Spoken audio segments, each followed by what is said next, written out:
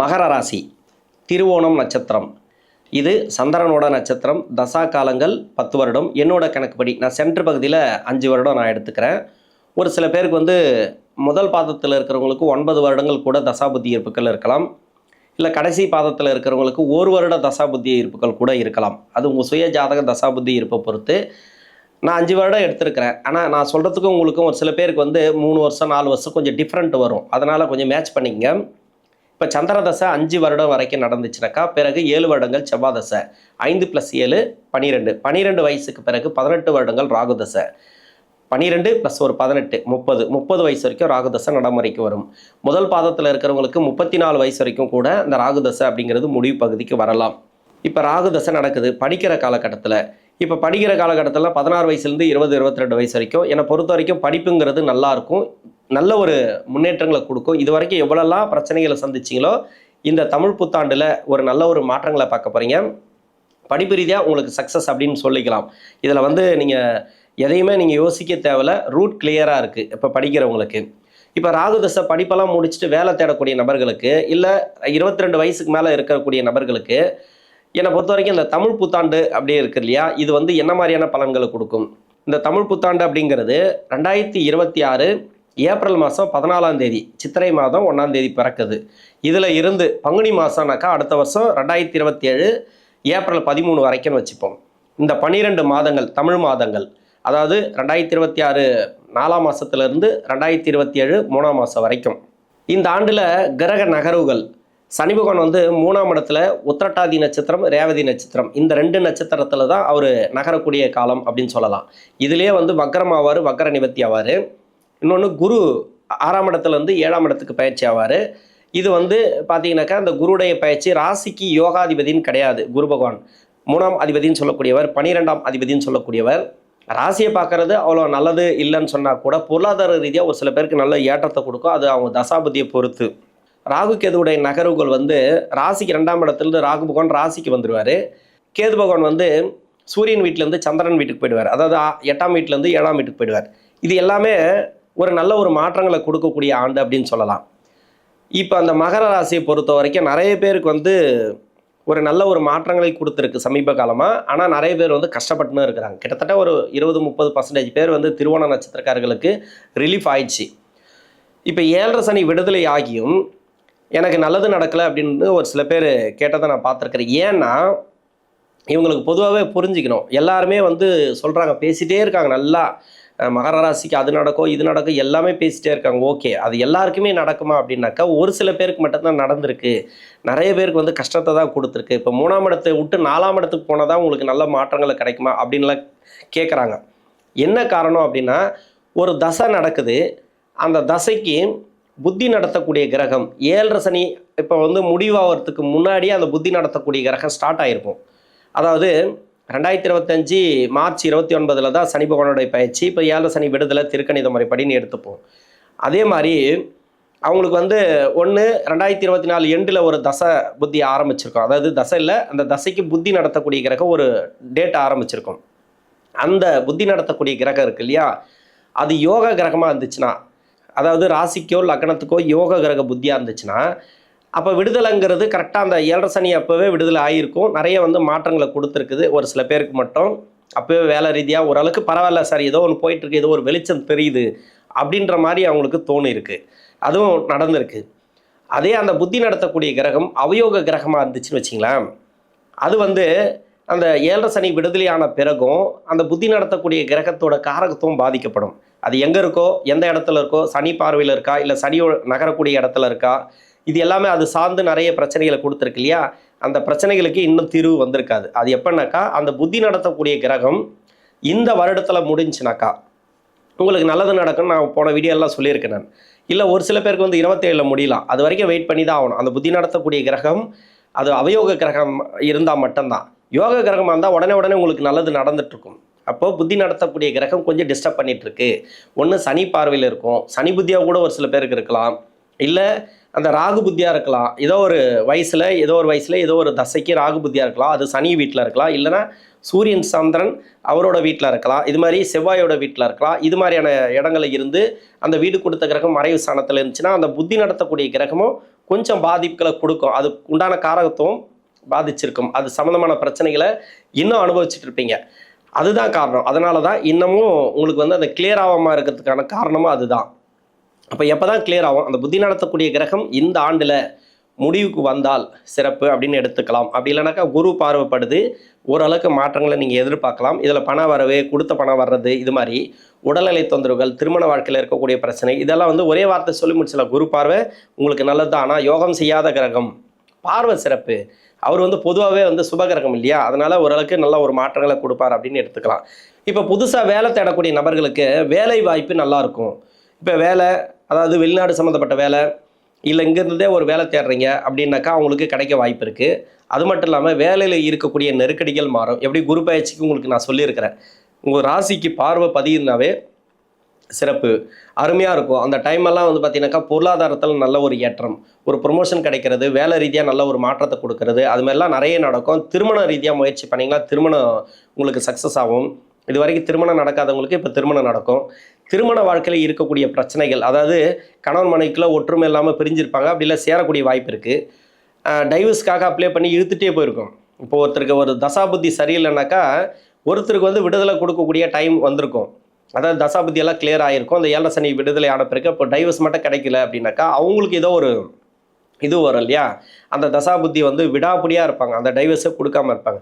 இப்போ குரு பார்வையில் வந்து நடக்கும். அதெல்லாம் டைவர்ஸ் கிடைக்கிறது, இல்லைன்னா திருமண வாழ்க்கையில் கொஞ்சம் சேர்ந்து வாழறது, பேச்சுவார்த்தைக்குள்ளே வர்றது, இது மாதிரி மன வாழ்க்கைக்குள்ள ஒரு நல்ல ஒரு விஷயங்கள்லாம் நிறைய நடக்கும். திருமணம் நடக்காதவங்களுக்கு திருமணம் நடக்கும்.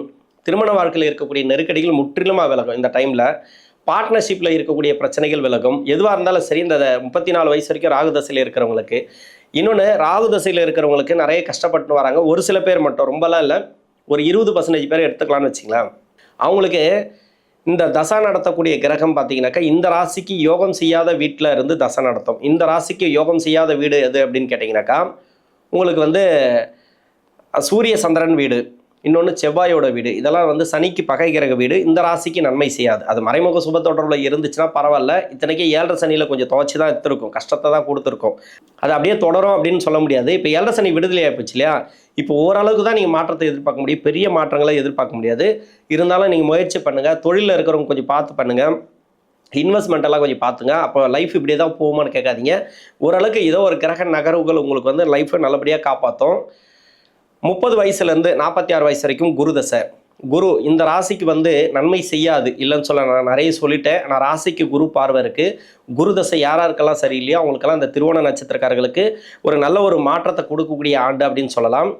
குரு தசை அப்படின்னாக்கா ராசிக்கு 3ஆம் அதிபதினு சொல்லக்கூடியவர், 12ஆம் அதிபதினு சொல்லக்கூடியவர்.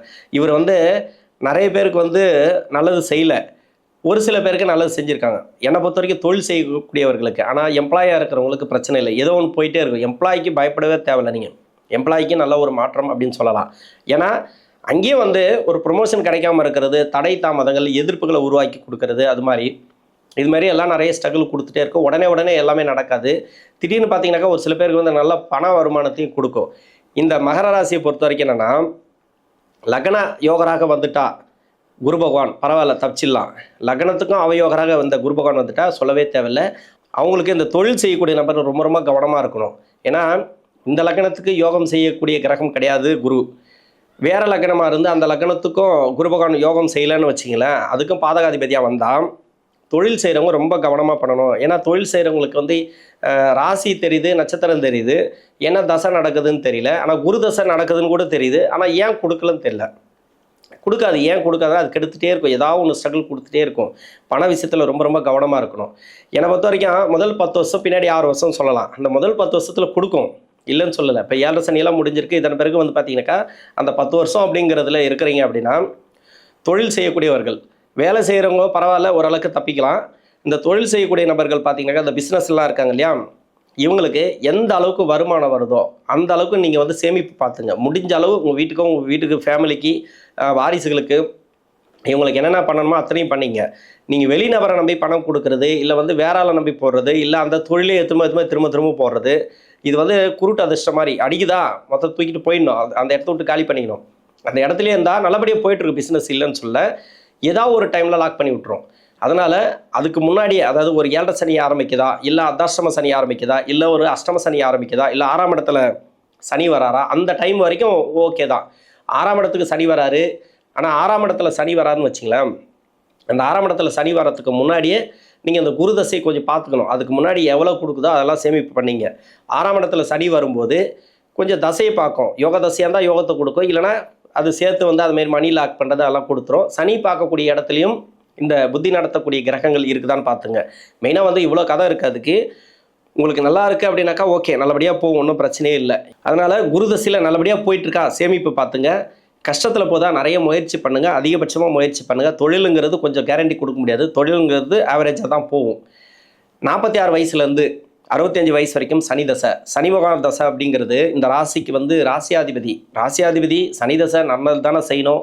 ஒரு சில பேருக்கு வந்து செகண்ட் ரவுண்டு பொங்கு சனி இதெல்லாம் நல்லா கொடுக்கணுமே, ஏன் அப்படி பண்ணுது அப்படின்னு சொல்லலாம் ஒரு சில பேர் கேட்குறாங்க. ஏன்னா தசை நல்லா இருந்தால் அந்த சனி பகவானும் சேர்ந்து கொடுப்பார், தசை சரியில்லைனாக்கா அந்த சனி பகவான் சேர்ந்து கெடுப்பார். ஒரு சில பேருக்கு மட்டும்தான் கொடுத்துருக்கு, 10% பேர் கூட கொடுக்கல. எனக்கு பொறுத்த வரைக்கும் என்னென்னா சனி தசையில் 7.5 சனியில் சனி தசை நடக்குது, ஒரு 7.5 சனி வருது. ரெண்டுமே டிஃப்ரெண்ட்டான கேரக்டர். அது வேற ஆள், இது வேற ஆள். ரெண்டுமே நம்ம சனின்னு தான் சொல்கிறோம். ஏன்னா அவங்க சுய ஜாதக சனி வேறு, கோச்சார சனிங்கிறது வேறு. ரெண்டு பேருக்குமே ஒரு டிஃப்ரெண்ட்டான கேரக்டர், நீயா நானான்னு இருப்பாங்க. ரெண்டு பேருமே நல்லவங்களாக இருந்தால் தான் நல்லது நடக்கும். இப்போ கோச்சார சனி அப்படின்னுக்கிறது ஒரு 7.5 கர்மா. இது எப்படி உங்களுக்கு தண்டனை கொடுக்குமா, இல்லை வந்து நிறைய பொருளாதாரத்தை கொடுக்குமா அப்படின்ற மாதிரி இது வரும். உங்கள் சுயஜாதக சனி எங்கேருந்து தசை பண்ணுது அப்படின்னு ஒன்று இருக்கு இல்லையா, அந்த தசை வலுவாக இருந்தால் மட்டும்தான் இவர் சப்போர்ட் பண்ணுவார். அப்போ கூட வந்து 7.5 சனியில் சனி தசைக்கு எனக்கு தெரிஞ்சு கம்மி தான், ரொம்பலாம் எதுவும் இல்லை.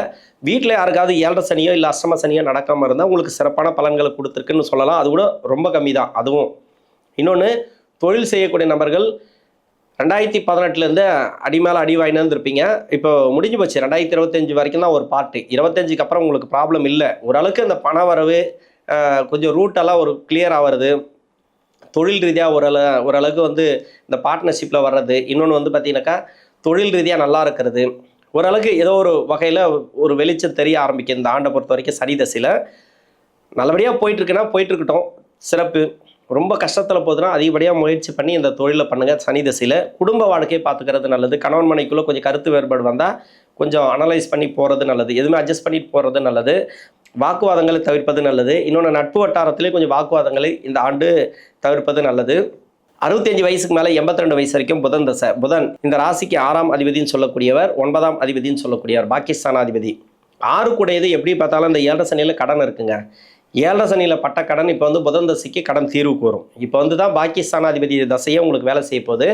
இப்போ தான் அந்த புதன் தசை அப்படிங்கிறது உங்களுக்கு நல்ல பலன்களை கொடுக்கும். இந்த காலகட்டங்கள் அருமையான டைம்னு சொல்லலாம். புதன் தசையில் குடும்ப வாழ்க்கையும் நல்லாயிருக்கும், உங்களுக்கு பொருளாதார ரீதியாக ஏற்றம், தொழில் செய்யக்கூடிய நபர்களும் சரி, எம்ப்ளாயாக இருக்கக்கூடிய நபர்களும் சரி, நல்ல ஒரு வளர்ச்சிகளை பார்க்கக்கூடிய ஆண்டு அப்படின்னு சொல்லலாம். இந்த தமிழ் புத்தாண்டு பொறுத்த வரைக்கும் பொதுவாகவே எல்லாருக்குமே பாசிட்டிவ். நீங்கள் நிறைய நினைக்கிறதெல்லாம் நடக்கும். அதாவது இந்த புதன் தசையில் இருக்கிறவங்களுக்கு கடன் பிரச்சனை தீரும்.